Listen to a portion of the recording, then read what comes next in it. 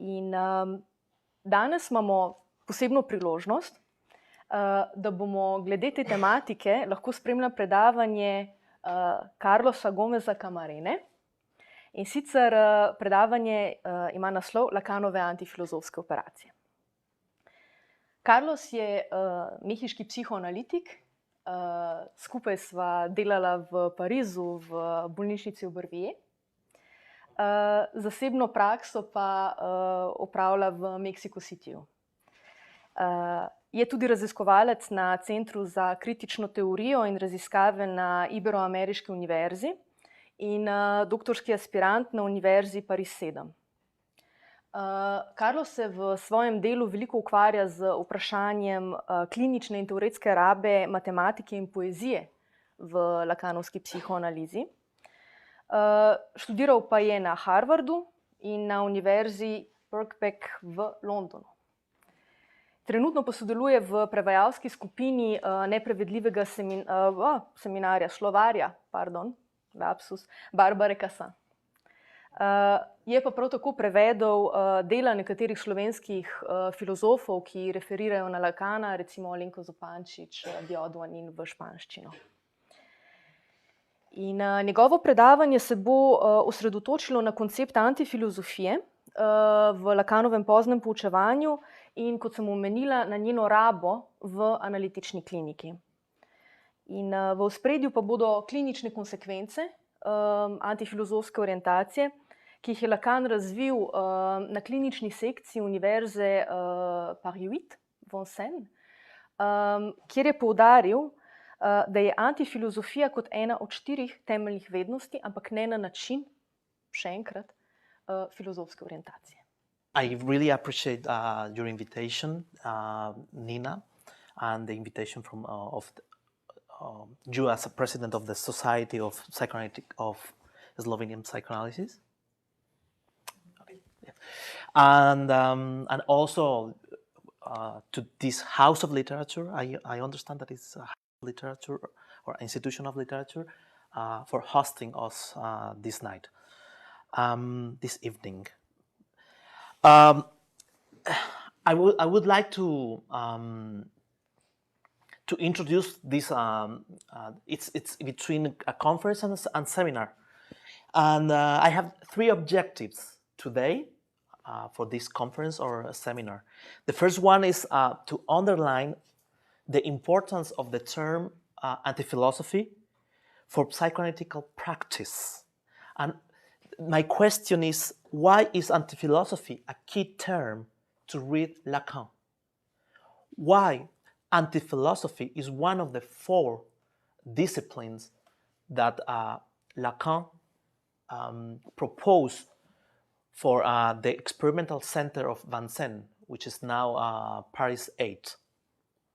Why antiphilosophy is so important for clinical psychoanalysis? That's the first objective. The second one is to justify, to explain this violent and confrontative term. Is very violent anti-philosophy. I will explain why this violent and confrontative term. And third, I will propose another reading of anti-philosophy, my own reading. I will explain all the readings of anti-philosophy, the canonical ones and the strange ones, and then what is my position. Those 3 are my main objectives today. The importance of the term in clinical of anti-philosophy for clinical practice, the justification of this term, and what is my position. And of course, my position is anti-philosophical operations, and anti-philosophy is a kind of diagonalization of knowledges. Which knowledges? Philosophy, science, religion, and art. Let's see what happens. First of all, there are just 3 quotations from Lacan about anti-philosophy. Anti-philosophy is a kind of hapax legomenon.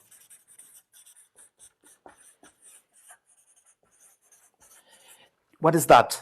Hapax is a term that also appears in a work of one philosopher just once. In Lacan, it's almost a hapax legomenon. Legomenon is a say. It's a say that only it was said once. It's almost, because Lacan just mentioned this term anti-philosophy 3 times. The first, I won't quote the 3 times. I just give you the coordinates. The first one, it was in the seminar, The Logic of Fantasy. It was in the class of January 18th, 1967. And in that time, Lacan was attacking philosophers, and it takes Ludwig Wittgenstein as a true philosopher. But as long as we read Ludwig Wittgenstein's logic with Freud, which is a very interesting movement. This is I would claim one of the anti-philosophical operations. The second one, which is the most important one, it was in the reorganization of the Department of Psychoanalysis of the Experimental Center of Vincennes, today Paris 7 Vincennes Saint-Denis. Lacan was reorganizing this department, and it was Jacques-Alain Miller, which was named the director of this department, and he gave a small speech, 2 pages. It was Nina who circulated this speech, and in that speech, he proposed 4 disciplines for this university. The main question is it possible to teach psychoanalysis in a university? Of course, with practical and clinical objectives. And he said, yes, peut-être, maybe. And his bet was there are 4 fundamental disciplines to teach philosophy, to teach psychoanalysis in a university, in a department of psychoanalysis in a university, and an experimental university in this case.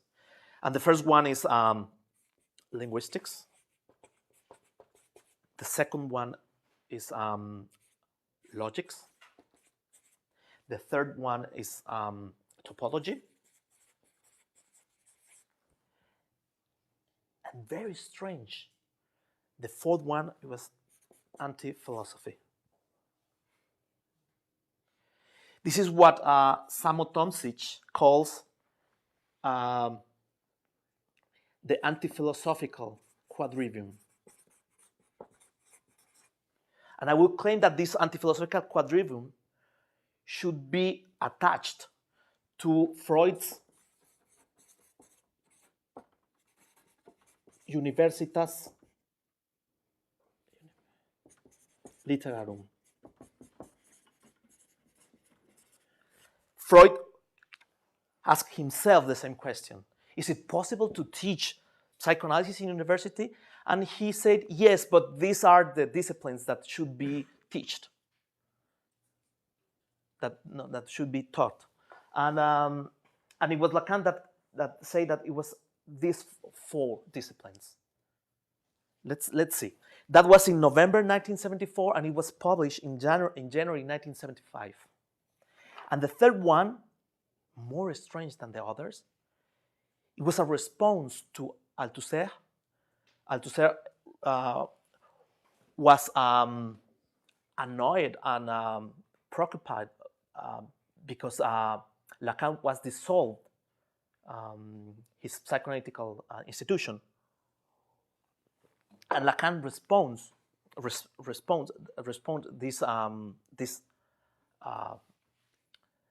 this political activity with a letter and this letter is called Lettre du Monsieur AA, antiphilosophe. Mr. AA, antiphilosopher, and it's very strange. It's codified with it's just quotations from Tristan Tzara and Breton, which it means that this third time antiphilosophy is recalled in an artistic context, which is very interesting. I would tell more you about this thing. So there are three references in Lacan, but what's the definition of antiphilosophy? What it means, and is it justified? I'm claiming that antiphilosophy it's a key term for clinical practice, but he only used this term 3 times. Is it justified to use this term like a key term to read Lacan? Of course, I'm convinced about that. What's the definition? The definition of antiphilosophy in Lacan's words is antiphilosophy is the title, I'm quoting, is the title I would gladly give to the investigation of what the university discourse owes to its supposed educational assumption. Sadly, it is not the history of ideas that I will get to the end of this. A patient ontology of the stupidity that characterizes it will allow, I hope, to highlight its word in its indestructible root, its eternal dream. End of quotation. Very strange, like always in Lacan. We should subtract some quotations or some signifiers.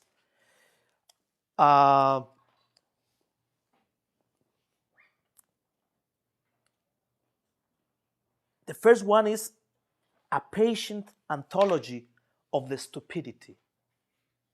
That's the definition of philosophy. A patient ontology of the stupidity. And this patient ontology of stupidity has indestructible roots. And it's an eternal dream. So let's see. First, the first definition of philosophy for Lacan. A patient ontology of the stupidity. It's an accumulation. It's an ontology of stupidity. It has an indestructible root, so you cannot confront it to destroy. You cannot destroy philosophy. It's an eternal dream. Of course, this quotation has some clues of Kant philosophy, of course. And what's the solution for Lacan, for this ontology of stupidity, for these indestructible roots and this eternal dream? A particular awakening. A particular awakening. So this is the first definition I give you for anti-philosophy. It's a particular awakening. It's not lucidity. That's enlightenment, of course, which is a philosophy. It's a particular awakening. Of course, this is also a definition of clinical psychoanalysis. A particular awakening. The university discourse, of course, so I'm sorry, I'm reading some notes and I'm reading some parts of a conference that I gave. So maybe sometimes I will read directly. The university discourse is thus linked to an enunciate position, a history of ideas as a patient ontology of stupidity, whose main trait would be its eternal dream. This is philosophy. And anti-philosophy inquires about, for which reason? To enable a particular kind of awakening from the eternal dream of philosophy, caused by its offsprings. So we have an indestructible root of philosophy and offsprings. You can cut all the offsprings of philosophy and they will regrow again and again and again. So there's no destruction of philosophy. There's only particular awakening. And what is the indestructible root is because the subjectivity is a structure philosophically, I will claim. In the constitution of subjectivity, there are always an ontology of stupidity, which is there only a particular awakening, and that's psychoanalysis, clinical psychoanalysis. That's my proposition today, one of between others. Antiphilosophy can neither destroy such a root nor prevent the birth of offsprings. Let us remember two things here. Lacan's insistence of the triumph of religion and the Lacanian definition of la langue. I will claim that this opposition between, let's see if it's an opposition between philosophy and anti-philosophy. It has the same structure between grammar and la langue, and the triumph of religion, and of course the opposite is I don't remember the name in English, the failure of Lacan's teaching.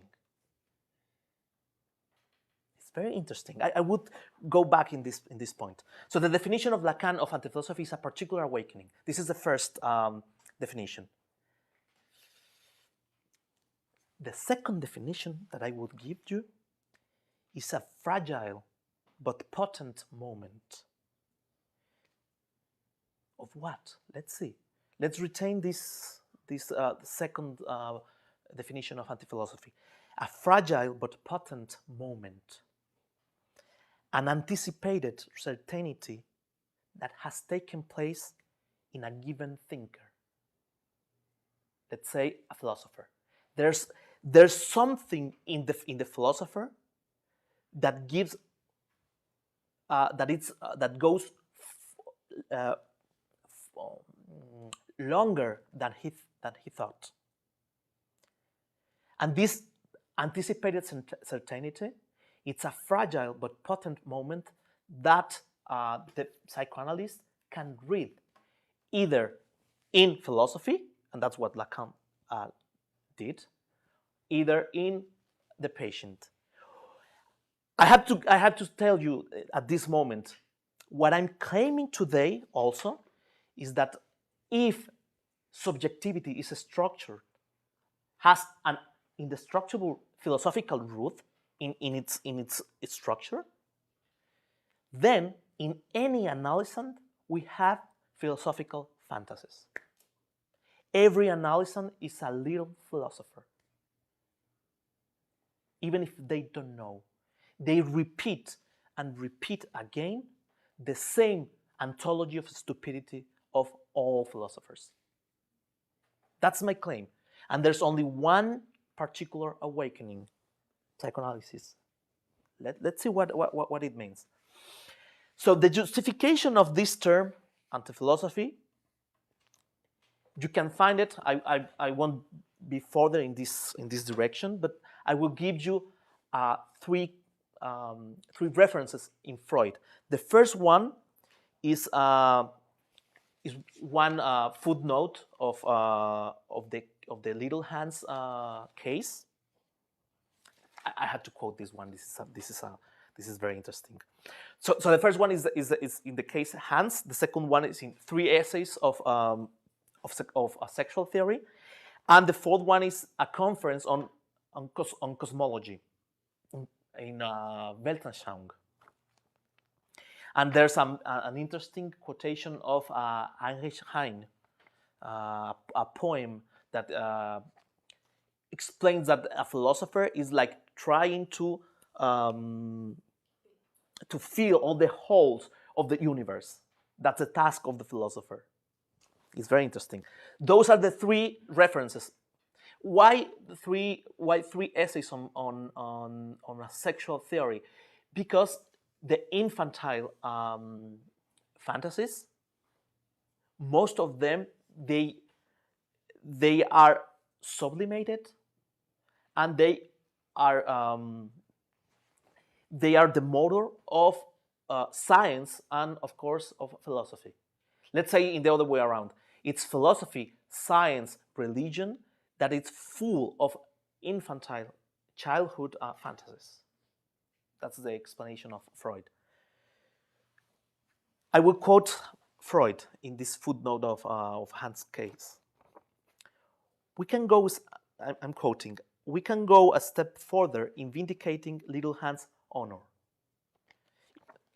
What is trying to say Freud is, we think that little Hans is a stupid guy, but let's vindicate his honor, and let's say that there are some philosophers that have the same childhood fantasies as little Hans. As a matter of fact, he was behaving no worse than a philosopher of the school of Wundt. In the view of that school, consciousness is the invariable characteristic of what is mental. Just as in the view of little Hans, a whittler is the indispensable criterion of what is animate. The whittler is the Vivi-Macher. If now the philosopher comes across mental processes whose existence cannot but be inferred, but about which there is not a trace of consciousness to be detected, for the subject, in fact, knows nothing about them, about consciousness, although it is impossible to avoid inferring its existence. So this philosopher is insisting that consciousness exists even if he doesn't see it. Like little Hans, when he doesn't see the penis of his sister. Then, instead of saying that there are unconscious mental processes, he calls them semi-conscious.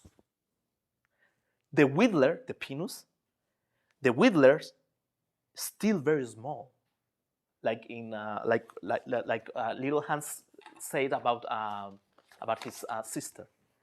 This is very interesting. This example is very interesting. Why? Because it's about castration. If we get rid of this tragic word castration, we can say that every philosopher cannot think 3 or 4 things in psychoanalysis. Lack, whole, and void. This is castration. This is the formalization of castration. This is what is trying to fill. Void, lack, and whole. The lack of the other, or the inexistence of the other, the divided subject,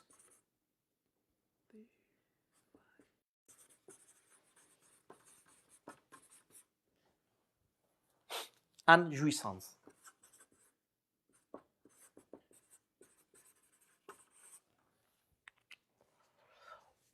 If you cut something from the body, there's a lack, a hole, a void. They are not the same thing. This is I'm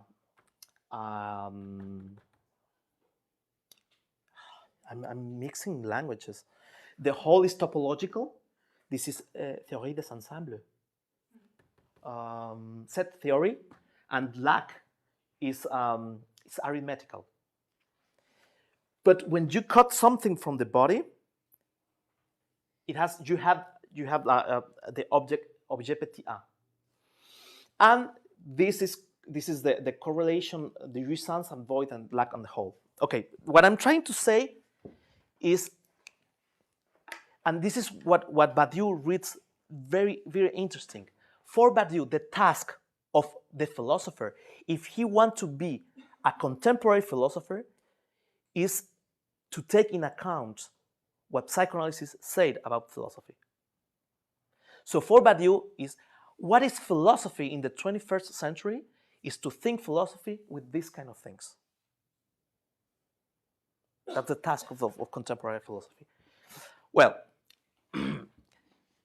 again, the justification of this term, anti-philosophy, it has its roots in three quotations of Freud.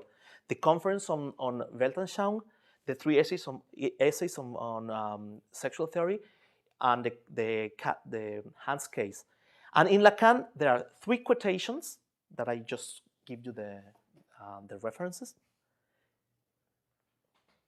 And there's a very interesting quotation in the seminar 20, Encore, which says like this: I can announce you that an even bigger pain in the ass for us this year, it's a program of this seminar, will be put this test, a certain number of sayings from the philosophical tradition.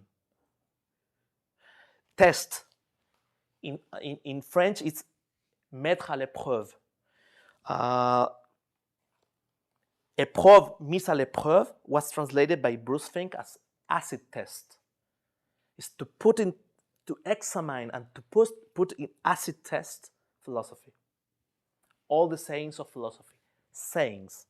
That is to say that the approach for Lacan to philosophy is to examine in a linguistic, logical, and topological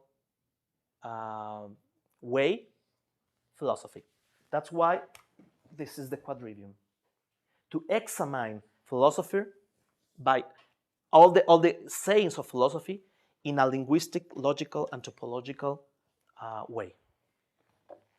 We'll see this thing. It's very interesting.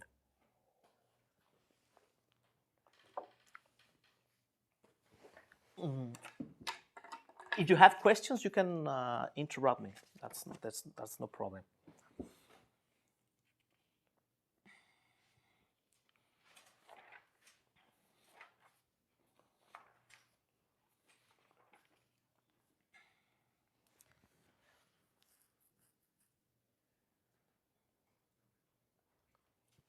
Let's go back to this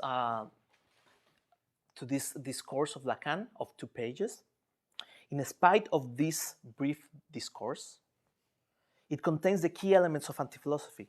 It is what Samo Tomšič calls antiphilosophical quadrivium.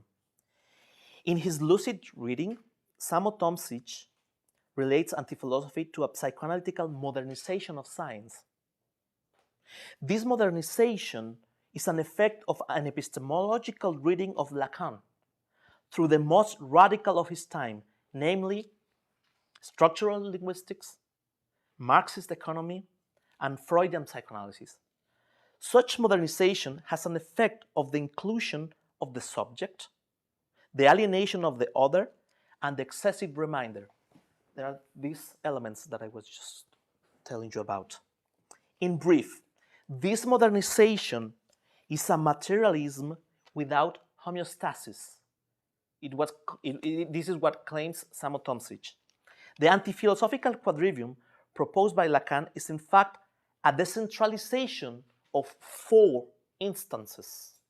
These are the 4 instances, but let's see what those disciplines subvert. The decentralization of language is the logic of the signifier and the irreducible equivocity. The decentralization of knowledge, the matheme detached from the human observer. The decentralization of space, non-spheric space with non-intuitive effects that allows for a subversion.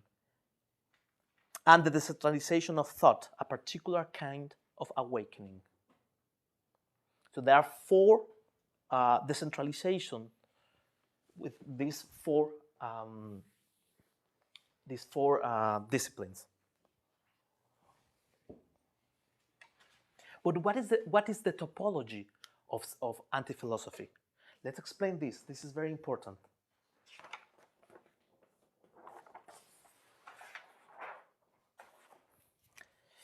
The first temptation is to think anti-philosophy like an opposition to philosophy. This is philosophy and this is anti-philosophy. But this is a vectorization of this relationship, but this is not the relationship between philosophy and anti-philosophy. Anti-philosophy is not an spherical relationship with philosophy. That is to say, this is philosophy and this is anti-philosophy, which criticizes and observes from outside philosophy. It's a kind of eye that supervises philosophy. No, this is not the topology of anti-philosophy. What is the topology of anti-philosophy? This is very interesting, and that's what I'm proposing today. Because that explains why Lacan uses philosophy. He quotes all the time philosophers, but why? Why, if he's not against philosophy, he's doing something with philosophy, but what? What is he doing? This explains two things. Why there are constant reference, insistent reference to philosophy, and the second one is why he uses topology. And I would propose that there are three movements in this relationship between philosophy and anti-philosophy. The first one is traversal. The second one is torsion. And the third one is antiphilosophical operation. What's the topology of this? This is the corpus of philosophy. And then you have to enter and traverse the field of philosophy. Who are the guys that they don't traverse philosophy? Psychologists. They are, and that's why they are trapped in the philosophy discourse. They don't know anything about this accumulation of stupidity, this ontology of stupidity. They don't know anything about that. Why? Because they don't explore, they don't traverse philosophy. That's why this is one important remark. If we are interested on clinical practice in psychoanalysis, we should know philosophy. We should traverse philosophy. But then we have to make torsions. And that's subversion. What kind of torsion? A quarter of how do we say that in English?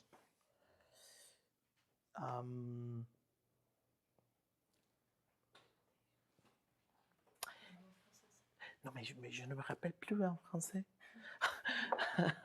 It's a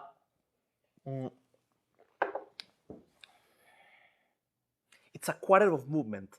It's just 45 degrees. It's not 90 degrees. I don't know how to explain that, but I would tell you more about this. For example, I would tell you another example, and I will go back to this topology of anti-philosophy. For example, we have the master discourse. If we have the master discourse, we have S1, S2. There's an impasse. Here we have the divided subject and the objet petit 1. You know that the four discourses, they move like this. And you need just a quarter of movement to change things. Not a revolution. I will oppose revolution to subversion. And I would claim that the torsion is not revolution. Revolution is to go to make a loop and to go in the same to the same point. And this this reference of Lacan. The only revolutions are the revolution of astronomy, of the cosmos. That is to say, they move and they go back to the same point. So there's nothing subversive in this movement. This torsion of 1/4 is more subversive. What it means? You know that the seminar 17, L'Envers de la psychanalyse, is the author of psychoanalysis. You have the discourse of analyst. You have S2 and S1. This is the master discourse, and this is the analytical discourse. Okay? Let me give you an example. For Lacan, philosophy, the relationship of philosophy is this one. The social bond of philosophy is this one. It's a master signifier that organizes all other signifiers. But unconsciously, you have the fantasy that organizes all your psychic life. So you have this is self-help injunctions. Yes, you have to do this in your life. You should eat properly. These kind of things. This is the S1 that tries to organize all signifiers in a very conscious way, but it's ruled by a fundamental fantasy. And this is the structure also for unconscious. What's the novelty of psychoanalysis in the history of humanity? It's a new kind of social bond that is subversive. And subversive means that it's a torsion. And this is very interesting. This is the particular awakening. This is, I will claim, the eternal truth. And this is the particular awakening. You have exactly the inverse vectorization of language. Let's see this. You have the treasure of signifiers, all words in one language or in many languages, and it's organized by master signifiers. The task of an analysis is to find these master signifiers and to subvert them or to interrupt them. And this is very complicated. Also for the analysant, you go out from the analysis and the world is different because your signifiers are organized in a very different way. But the only dispositive, the only social bond that allows to organize the language in the other way around is psychoanalysis. It's the signifier chain, but now it's cut in pieces. This is la langue. You have a new dispositive. This is transference.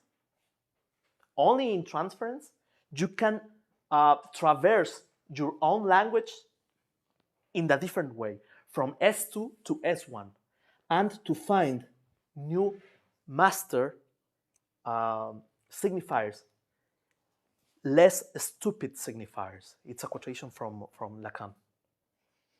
At the end, you cannot be in your life without master signifiers.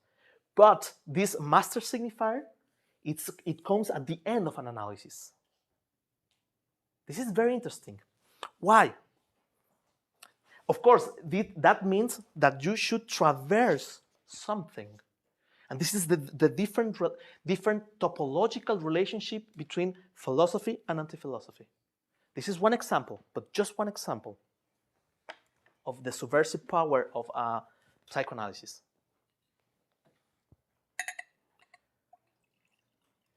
You know the definition of grammar or language.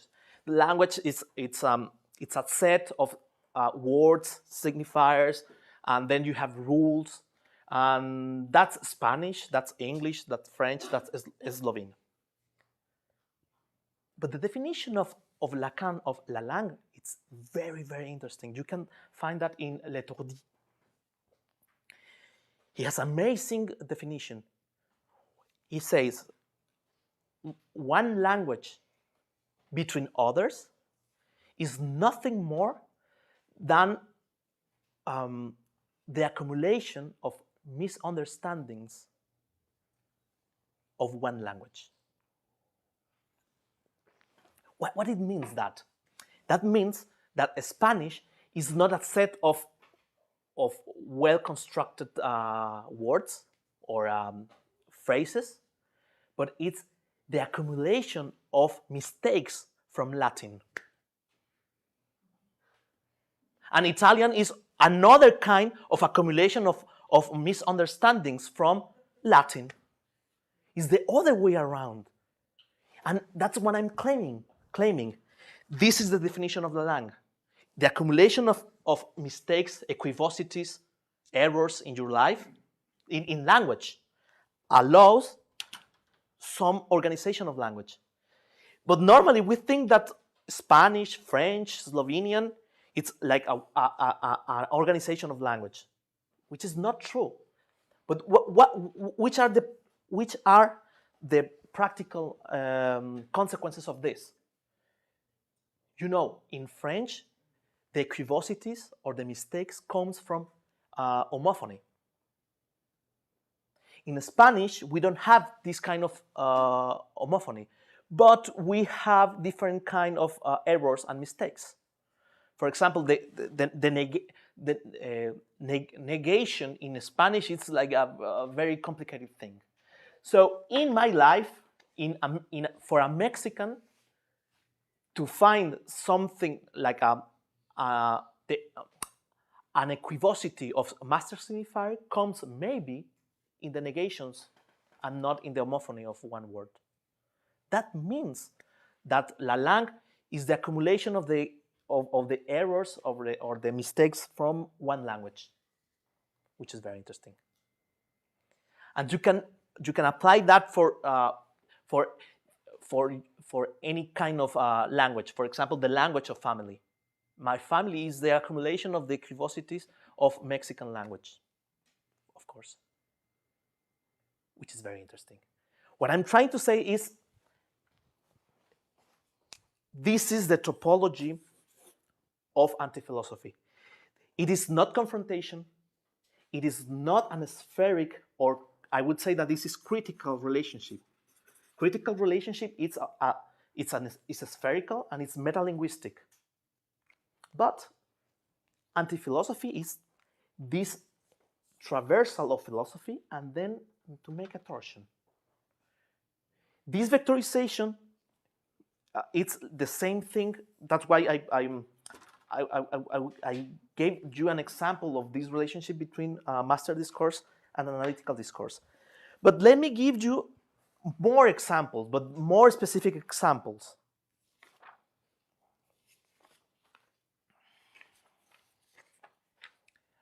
I would give you just two examples, and then I can give you another example, but not to explain them like in detail. The first one is Descartes. Why as a psychoanalyst, a clinical psychoanalyst, should be interested on Descartes? Why?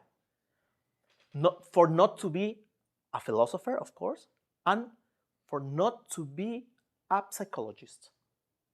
The most philosophical therapists are, of course, psychologists. The idea, okay, do you have questions at this moment? Any clarification of terms?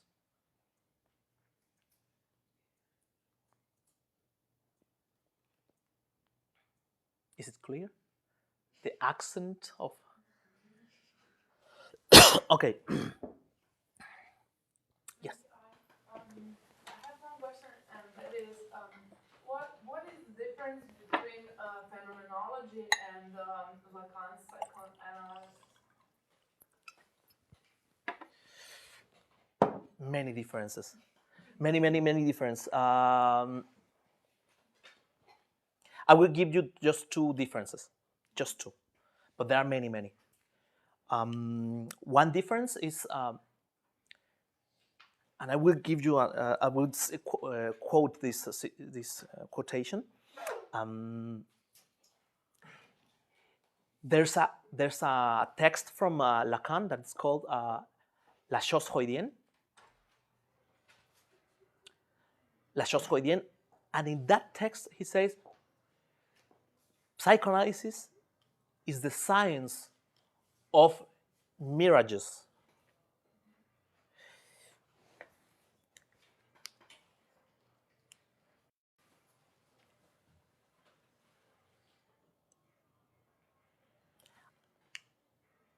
I won't give you further. I won't be further from in that point. I will explain that later. But the second difference, and it's the same relationship with Foucault. The project of structuralism was to find a structural linguistic, let's say, a linguistic structure that organized perception. For example, the project of Kant was to find an a priori that it's a historical a priori. It was Foucault and Lacan that they are trying to find, also Lévi-Strauss, all the project of structuralism, it's trying to explore the historical a priori of any perception, which is a kind of oxymoron. Because if it's a priori, it's not historical. For example, in Foucault's philosophy, Foucault says in one interview, I'm not trying to. At the first moment, I was trying to explain what is the phenomenological experience of madness, but then I was more interested on the structure that produces this experience of madness. That's one difference. For Lacan, there's a structure that produces one kind of phenomenology. The other is psychoanalysis, the science of mirages. But let's see what it means that. Okay? Yes. To be so kind and just maybe introduce the case. How do you, under clinical practice, how do you use the Lacan psychoanalysis, and then what's the difference between phenomenology? Because I'm not so much clear about this type of clinical practice in, let's say, in this field of psychoanalysis. Again, this question, I don't get it. Could you be just so kind that you can explain this in clinical practices? How do you use the antiphilosophy and? Yes, of course. I will give you, for example, your question. What's the difference between philosophy and phenomenological philosophy and psychoanalysis? Why the analysant, it's not in the field of perception of the analyst? That's a very interesting philosophical question, but it has a clinical consequences.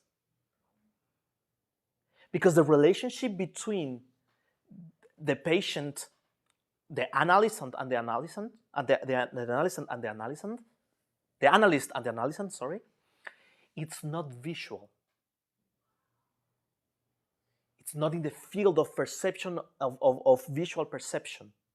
You can find this reference in Foucault, the birth of clinics. The relationship, the medical relationship between the doctor and the patient is visual. You organize everything in a visual way. But in psychoanalysis, the relationship between the analyst and the analysant is textual. The analyst is a kind of editor. You punctuate words or phrases, or you produce homophonies, writing in the text of the analysant. This is very interesting because neurosciences are more philosophical in this way. The relationship with neurosciences with mental thinking or mental science is visual. That's why they use a lot of money to produce images and to see something. But in psychoanalysis, it doesn't matter that. The interesting thing is to read something and to punctuate something. And this is a very interesting question. Okay, let me say this in another way. There's a parallax view between philosophy and psychoanalysis. And you can ask the difference of philosophy and psychoanalysis from the point of view of psychoanalysis and from the point of view of philosophy. And it's an unsurmountable gap between the question in philosophy and in psychoanalysis. Again, what's the difference between philosophy and between phenomenology and psychoanalysis? If you ask this question, why the patient is not in the field of visual perception, from the point of view of psychoanalysis, it has one answer or many answers. But if you put this question in a philosophical way of thinking, that's another kind of answer. And you cannot integrate those answers. Is it clear, that point? But that poses many philosophical questions. Psychoanalysis, it interpolates all the time philosophy. But then you have this example of clinical consequences of this phenomenological question. But I will give you more examples, just to go in the same direction. For example, if the relationship between the analyst and the analysand is not visual, it's textual. There are two basic movements in analysis. I'm sorry. The first one is construction, and the second one is reduction. The first one is to deploy the discourse of the analysand. You install transference, and then you have a story. The neurotic individual novel or familiar novel. You deploy this history of the patient. That's why you cannot interpret somebody, you cannot interpret your friends. You need transference, and then you need at least one text.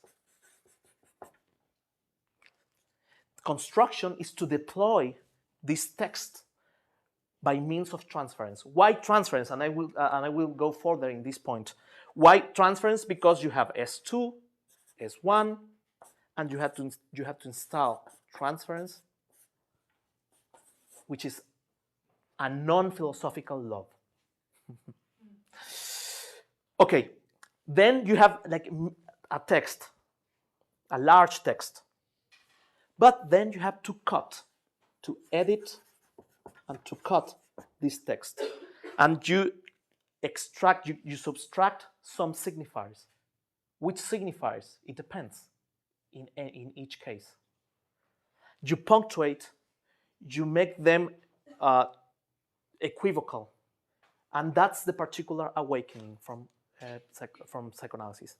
And you can find this kind of, let's see these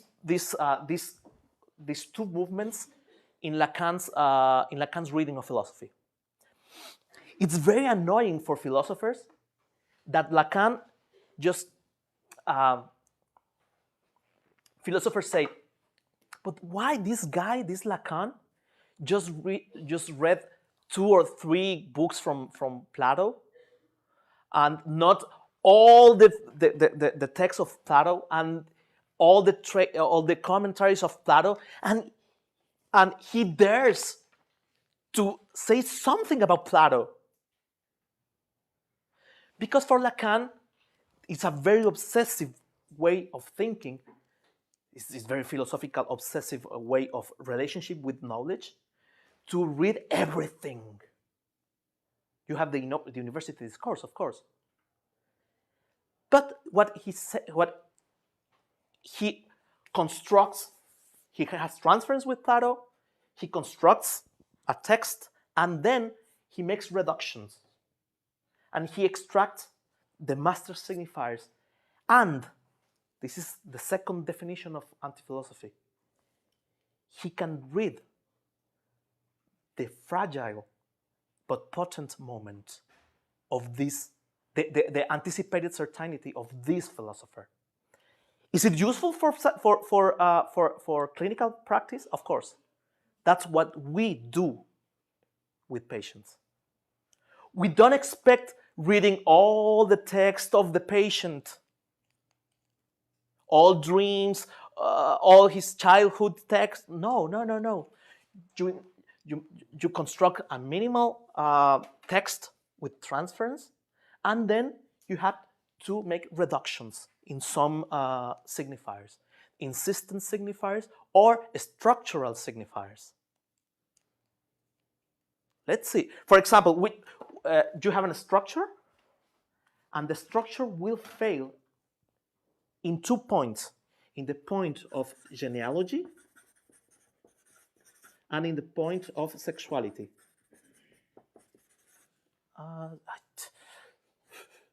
Sexuality. What it means that you have all the signifiers, they are organized in some way. This is the big order. And the big order will fail in 2 points. In the point of genealogy, from one generation to other, that's the name of the father. And it will fail in the sexual relationships between friends or between lovers. These impasses of genealogy and sexuality between one generation and the other, and the impasses between individual relationships, they are structural impasses. You can name this. There's no sexual relationship. Okay, again, you can read the text of a philosopher to construct something, and then to make reductions in some points. Which points? The points of genealogy and sexuality, of course, in the patient or in the philosopher. Which are the impasses for Lacan in any philosopher, or the anticipated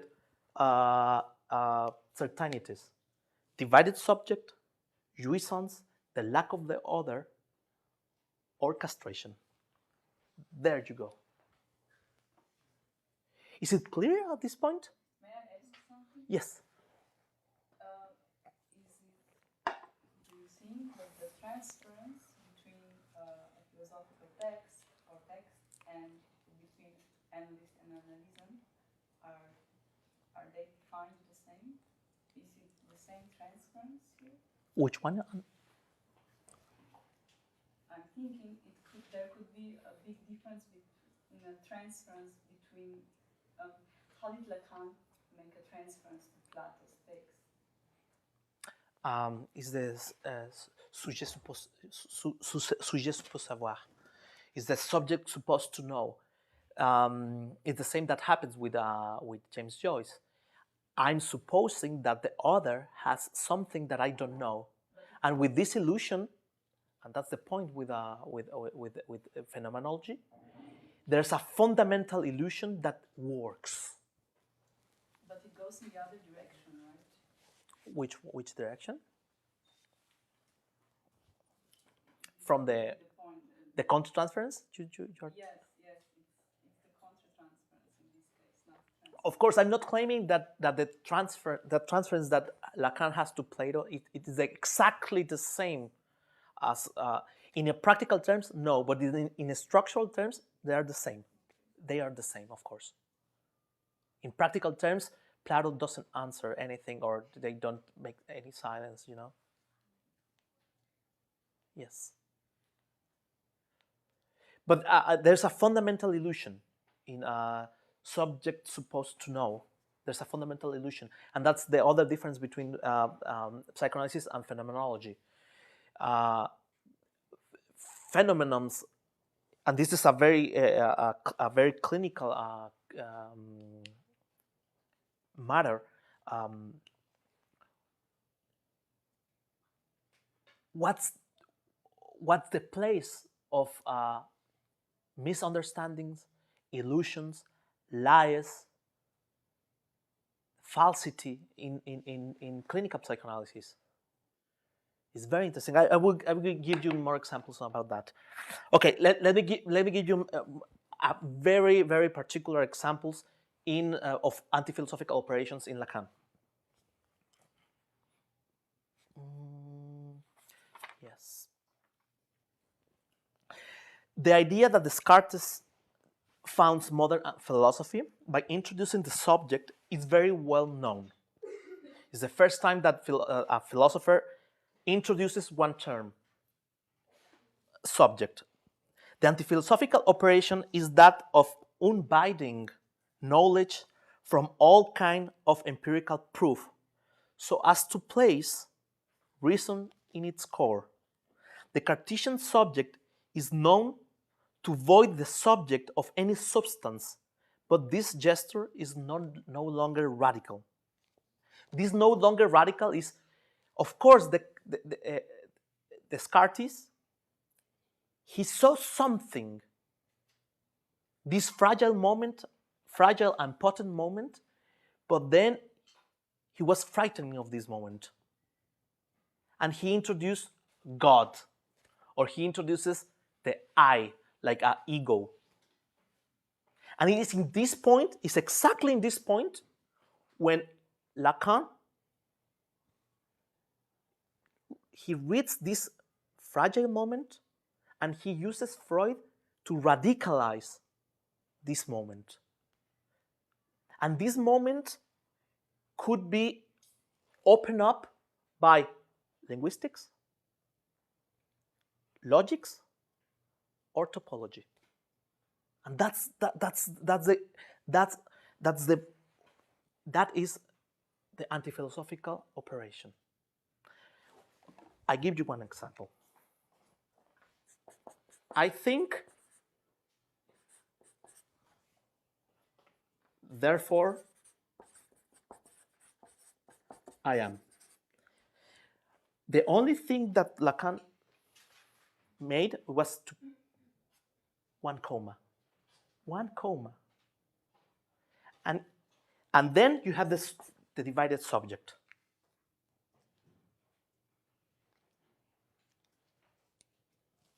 You have the subject just with one comma. And it's exactly what we do with patients.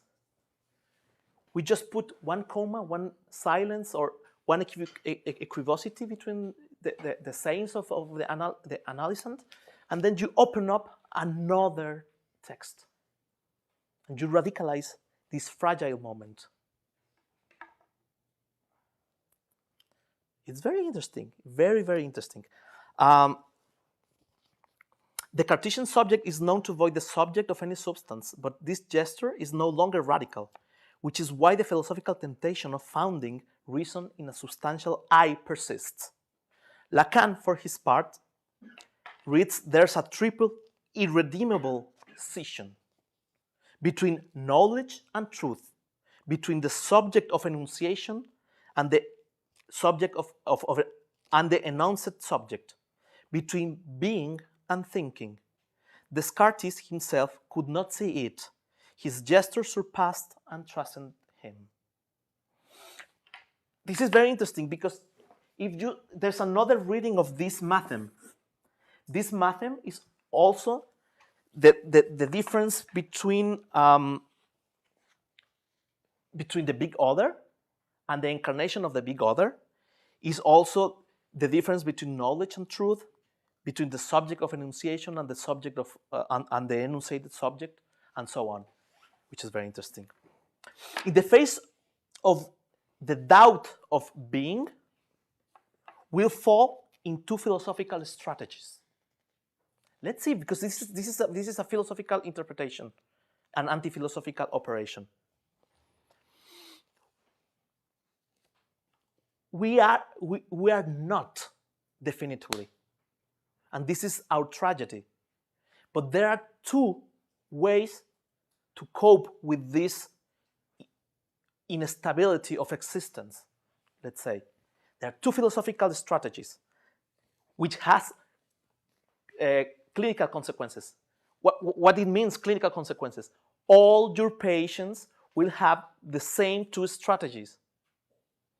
And there's just one particular awakening. You know? Okay. Make himself or herself being, or make some sort of consistent existence through the signifier. If I make my inexistence to be consistent, this existence or being has two strategies. That of the signifier, and that's thought. And the other one is through object, which is jouissance. And then you can read all the self-help or psychology books. They are the main strategies. You feel depressed, you feel that your existence is meaningless. It's not because you are a divided subject. It's because you have to thought what's the meaning of your life, or to have some object that produces your jouissance. And those are the two strategies to make your existence not a divided subject, you know? The term for Lacan is des êtres. It's like non-existence. There's a canonical definition of divided subject. The subject is what is the signifier. I don't know how to say that in English. Is I'm in confusing languages. Le sujet c'est pas non plus en français. C'est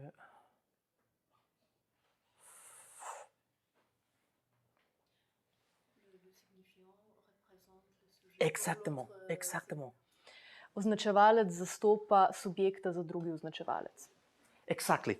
I don't know how to put that, but you have one signifier, and then you have the other signifier and the other signifier, and the subject appears exactly in the interval between one signifier and the other. That means this definition that I cannot give you in, not even in Spanish, I cannot think that even in Spanish, but it's between the signifiers that appears the divided subject. So there's no existence of the subject, of the divided subject. That's our tragedy. And there are two strategies. That of the signifier, which in philosophical terms is thought, and that strategy of the object, which it means the jouissance. This, I would claim, is the strategy of Descartes,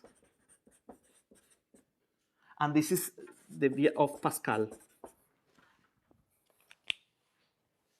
which is very interesting. The task of an analysis is to make way for the anti-philosophical operation and avoid the temptation of any ordinary minor philosopher. The analysants will also eventually suffer in the terms of their structure of suspending the certainty of being through the guarantee of the big other. Descartes' methodic doubt approves this. claiming that you can doubt about everything, but you have the guarantee of the big other, of God, of course, alienating herself in the treasure of signifiers, namely the neurotic's individual myth of his family romance. Let me give you another example. Maybe I have to be closing this conference. For example, we have the democratic illusion that if we have to choose something very important in our life, and all the analyses come to our cabinets with these kind of questions, should I leave my my wife and to look for my own happiness, or should I quit my job and look for another, or any kind of decisions? We have this democratic, very philosophical illusion, which is the market. We have all the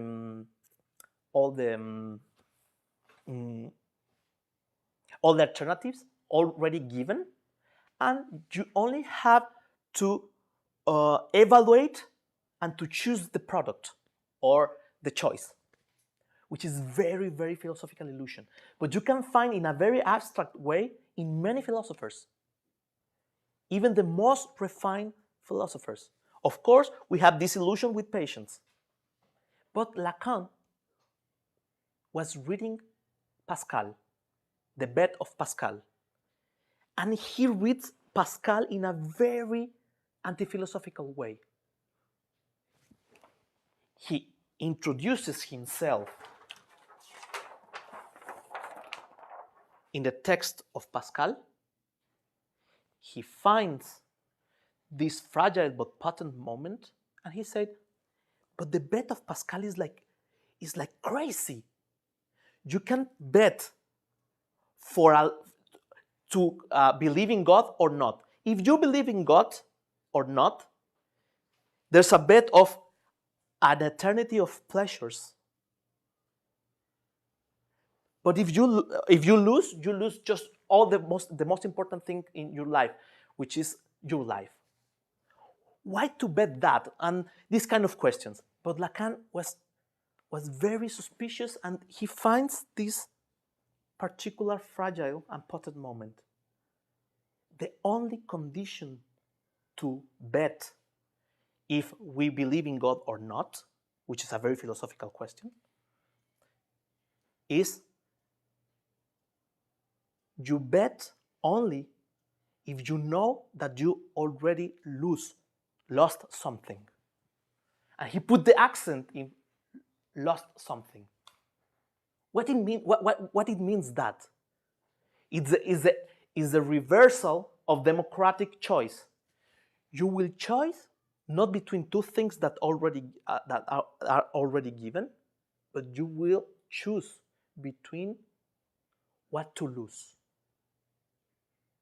which is it's stronger, or worse than that, or better. You will choose once you know that it doesn't matter what you choose. You already lost something, and that's why you are choosing. That's the anti-philosophical moment of Lacan. And you can prove that with your friends. If one of your friends asks you about what to choose, you can give you the best advice. You will choose between two things to lose. Which one do you want to lose? Or worst, in any case, you have to choose because you already lost something, which is a very anti-philosophical moment. And this is the Pascal moment. And then with this, let me finish with this point. Lacan introduces himself to Descartes' philosophy. He founds this strategy of jouissance in Pascal. He goes to Descartes. He founds the divided subject and the guarantee of the big other. Then he was exploring Pascal, and he found that you have to lose something in order to make a decision on other things. This is the objet petit a.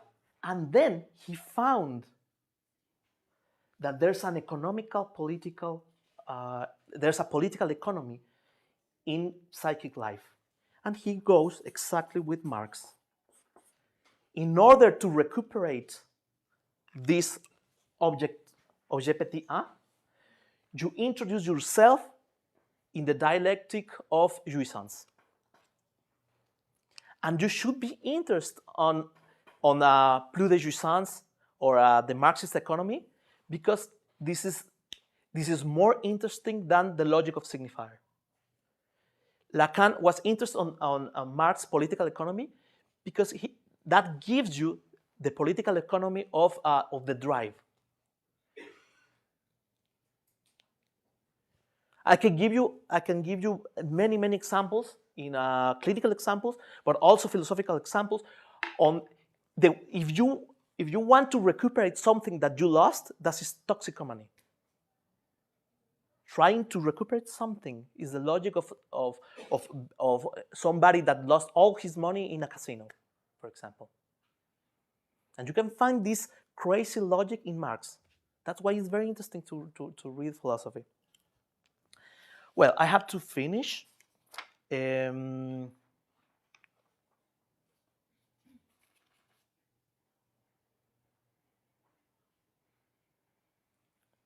Yes, I don't know if I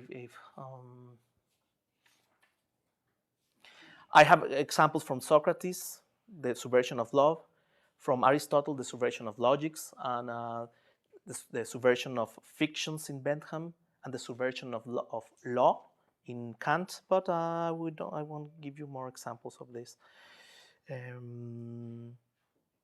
Okay, let's finish in this point, and then we have some questions. Yes.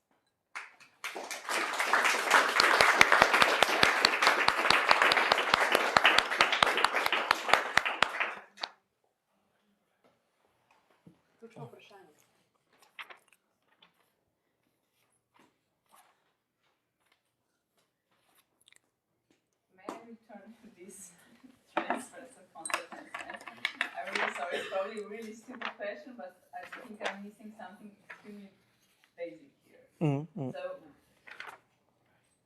as I imagine, there is a big difference in a transference between analyst and analysand, because when analyst punctuates something in analysand's text, even they're in the same room, analysand is changing and doing his text,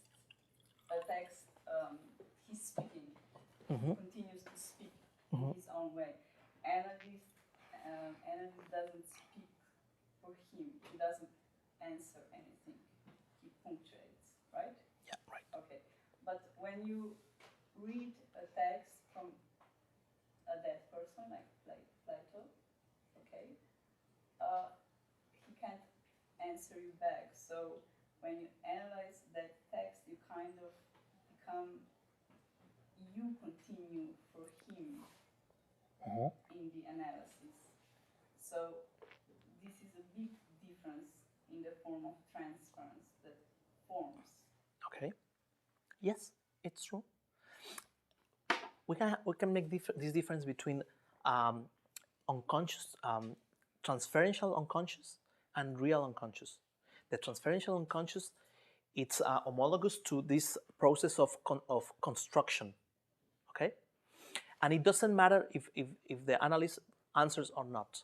The interesting point is that the illusion of the analyst that the other has the answer is the motor to produce knowledge. That's the basic matrix of transferential unconscious. Yes, of course, the other doesn't answer. Yeah, but doesn't sorry. Yeah. The other in the analysis, in the live analysis, is the analyst and analyst, right? So yes. both are the other. Okay, but it's different otherness with the dead text. Yes, there's another difference. But the interesting thing, we can speculate many things. Okay, that's true. That what you're saying is true. But the interesting thing is, or another way to go to this question is, why do we have this relationship of love with some philosopher? And the subversion, the anti-philosophical subversion of Lacan is when he says Socrates is the first one that subverts, that transforms this philosophical love in an anti-philosophical love. In which way? Two ways. This is the first time in philosophy.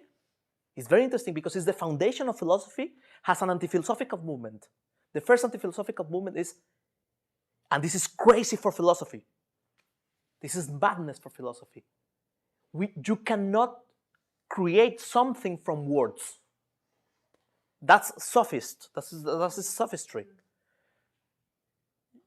And in psychoanalysis, we know that words make things, make being, transform being. And this is what Socrates do. He creates something, saying something.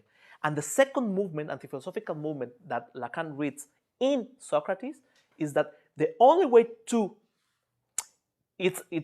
there are their students that are in love with him. He invited them to his house, and he doesn't touch them.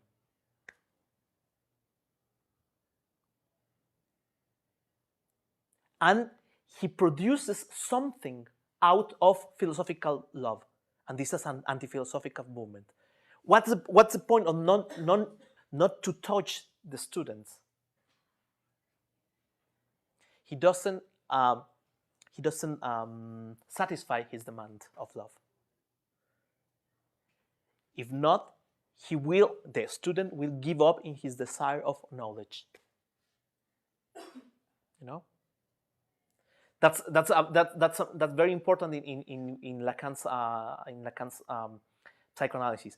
There's no desire of knowledge. You don't want to know anything about unconscious, but there's love of knowledge, and with this illusion, you can find some things interesting in your unconscious. And these operations are very important for a psychoanalyst. To do something with philosophical love is very interesting. It's an anti-philosophical operation. That's my question. Yes, that's true what you're saying, but the interesting thing is the operations of not to answering a demand of the other. How to transform philosophical love into the motor of an analysis. That's the anti-philosophical movement, I would say.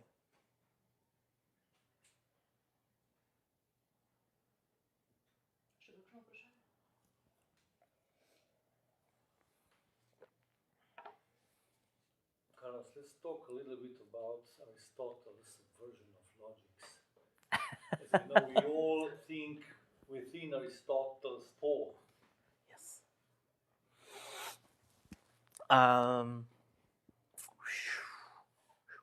That was the end of my conference.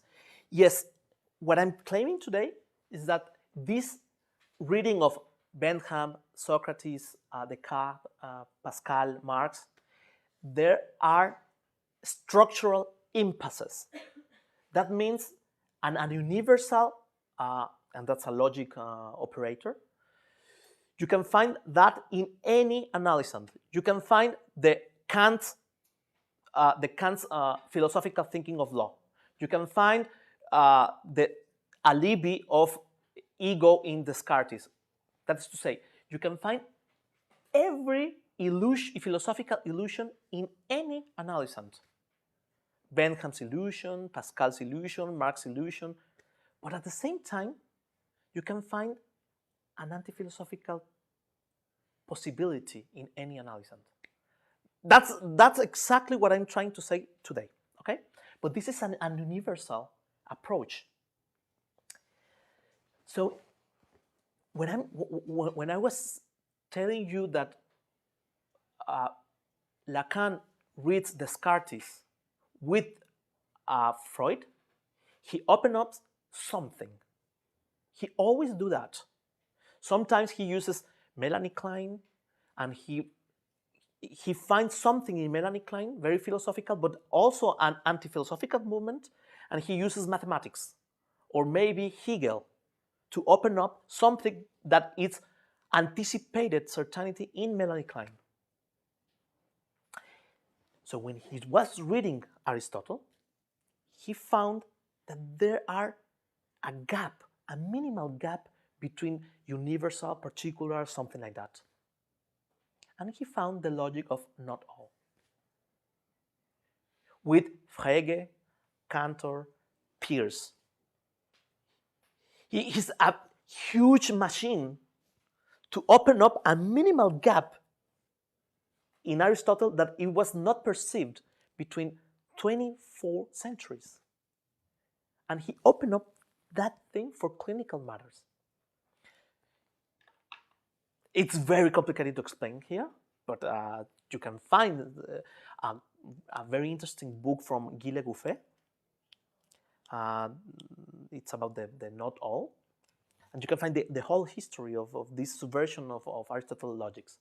But what I'm trying, what I want to say is that this anti-philosophical approach that I'm explaining today, it has this universal and exception approach. But there's another, and that's one intuition that I have to inquire and to go further. I have this feeling, and I can give you some examples. But there are also another kind of more feminine anti-philosophical reading, case by case. In the masculine side, universal and exception, you find in any patient you can find these philosophical illusions and pretexts, alibis, justification of his life in philosophical terms, and also this fragile moment that the analyst should read and open up. Okay? But that's universal exception reading. But you can find in art, in literature, the approach of Lacan to art literature, a more feminine way to think anti-philosophy, to open up a fragile moment and a protein moment that they are not in all patients, but just in one or two patients, which is more interesting. You can find that basically there are two ways of thinking. Basically, I'm not saying that they are exclusive. Two ways of thinking: psychoanalysis and literature. One is to use psychoanalytical concepts to literature and read literature, and the other way is how literature interpolates psychoanalysis, or art interprets psychoanalysis, and it was Lacan or Freud, but it's very rare that happens that one concept or one minimal detail produces one new conception, or a new practice in Freud or Lacan. James Joyce is a perfect example. Las Meninas de Velázquez, Las Meninas from Velázquez. That painting was interpolating psychoanalysis, and you can create something. But I would claim that this movement is an anti-philosophical movement. Okay, yeah. Thank you for giving us not all.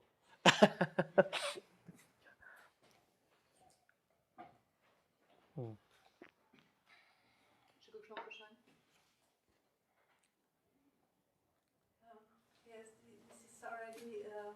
outside your lecture you were giving us, but it was your expression when you commented on his answer.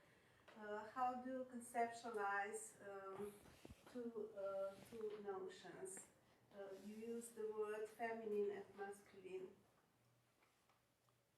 Why do we use? How do you conceptualize these terms you use?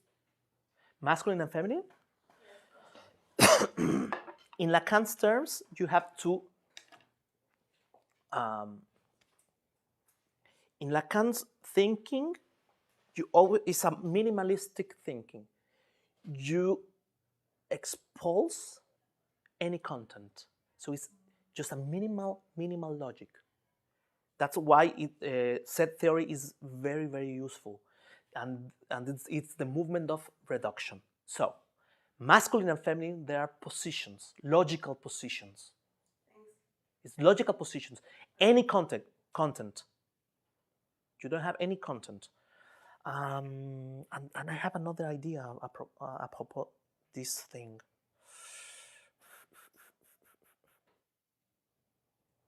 I don't remember, but yeah, it's a logical position. Yeah.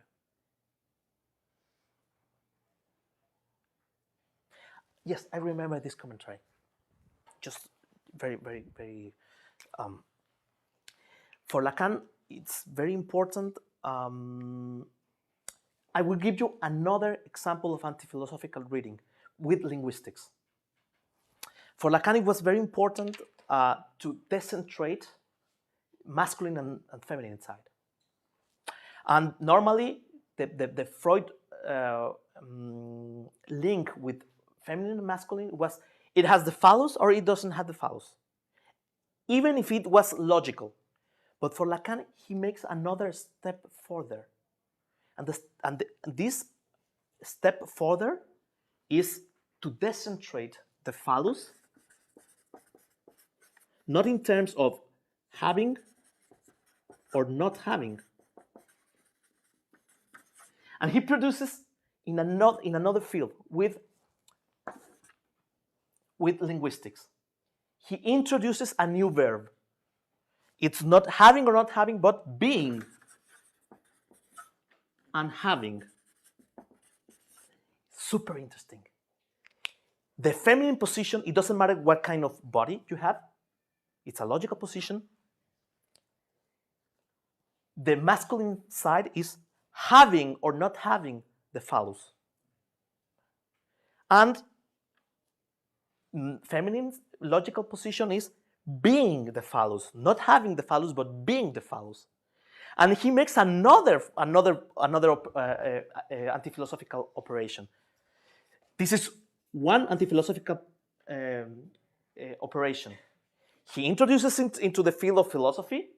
He introduces one new verb. He produces a subversion in the field of masculine and feminine, introducing one extra verb, a verb that has huge philosophical consequences. And then he makes a second movement. And the second movement is more interesting. And it's a formulation from Lacan. A woman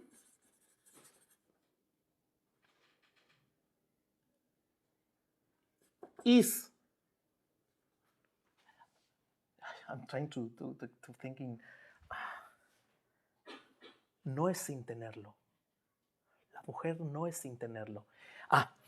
Woman is. No. Woman. Okay. The first position is men. Is the position of having the phallus, which is not the same of having the penis. Okay. It's phallus is also a logical operator, and being the phallus is the feminine logical position. Okay. But then he makes another operation, another torsion, and this torsion is woman is not without having the phallus. I will suspend this last part. Not without. which is a logical operator that he uses also to explain the object of anxiety. You know this definition of anxiety, of the object of anxiety. Anxiety is not without an object. It doesn't have a specific object, but at the same time, anxiety is produced by a kind of object that is not an object. And the logical operator is anxiety is not without object, which is a topological torsion that introduces a phantasmatic existence of the object. You need logics, topology, and linguistics to produce another relationship with anxiety and the object. And that has a very important clue to read your patient's text. This guy has anxiety, but it's not anxiety from one object, because the object is not, the anxiety is not without an object, you know? Okay, let's go back to this thing. Woman doesn't have the phallus. The woman as a logical position. Woman is the phallus, but at the same time, the only way that woman is not without having the phallus. So at the same time, she has a relationship having the phallus, but being the phallus, which is an anticipation of, yes, of course, all women are castrated, but at the same time, not all.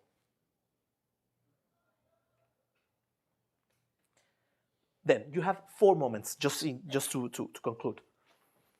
In Freud is the phallus you have or not have. Then you have the first movement, being and having the phallus. Then the third movement, woman is not without having the phallus. And then you have the fourth moment, which is the subversion of logics in Aristotle. All of that to produce another relationship, another way to thinking the relationship between phallus, object, big other, and to reorganize the way that we think woman and man. And that's why it's very important for gender studies to understand the anti-philosophical operations in Lacan, topological operations, linguistical operations, and logical operations.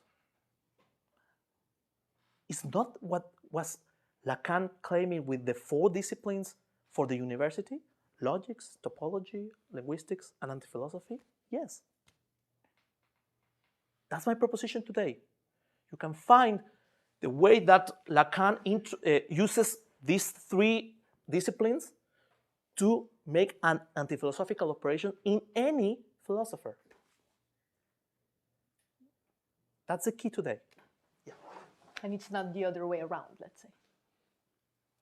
What do you mean with the other way around? Yes, yeah. In a sense that philosophy as such can interpret something in psychoanalysis or Lacanian concepts.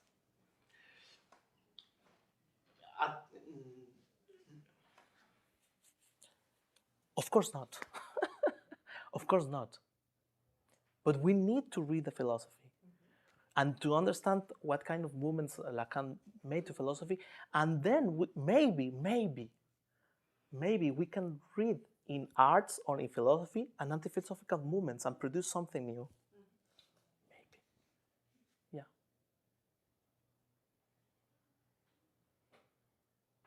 And let me give you another, let me say another thing.